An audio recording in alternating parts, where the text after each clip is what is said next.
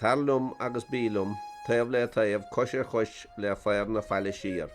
Fiach agus ficir, raach úr na súl fúrseach, oscail Paul Balov na chuise. Éis go géar le fothar mara, cosir glóra ó gainas isce. Fiar ófar dit, laud agus freagar, oscail de bheis do raach tíide. Tarlum agus fanlum taobh na feile suas an áde scolach garab. Filíocht is fellsúnacht, seanachas is scialta. Tá náil na sínsir le bragaláidir héithir Denny. A chahéir folhanis a chud scrín áireach do buan. I lumad leabhar fáilte agus láscíní líonta le seanachas, cuoiní cín agus dáanta. Cúnta siar a chud ileireachtaí mara féin, bulí maidí rá agus suir se seolta a thug trasna na Atlantic America ó thuig go dtí Níoslinn nó á gheas Cemíno na sáile. Stochas het lísan a seid achtraíochta sethe. Couldn't sé cuiinefta, couldn't sé machnafta. Tá mór an amagat. Tá súin na scearta buint leis. Ní leir a chorastechat, ní feice déanamh tinistid, ní cheart go mecha go háide. Agus a túna hagan tú bhaile tá scial le insin tút.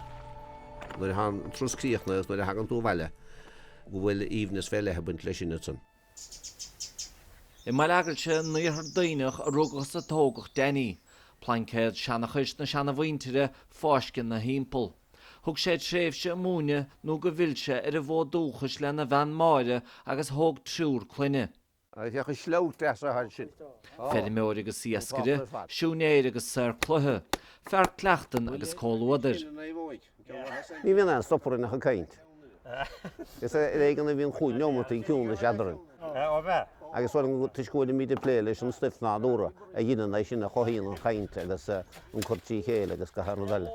Agus ní mór na bhfuil focail chainte dochtaisteachas go an chocha dochtaisteach sa bhaga mar beidh chuirsí éiginnta de ghoch go chain seanna chu nachhuair.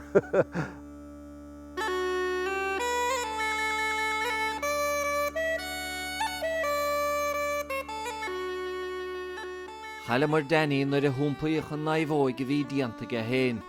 Ach tá chuoine agus a chud focail fós fé cheol. Líonta go leoithne an dúchas ná hécaigh chuithe. Dhéanas mo bharaga is meistar díanta. Is scílead an scéalsa go dtís na cheire háde. Éirde gaothe, chunta mara, agus chogar naíl na cinúna.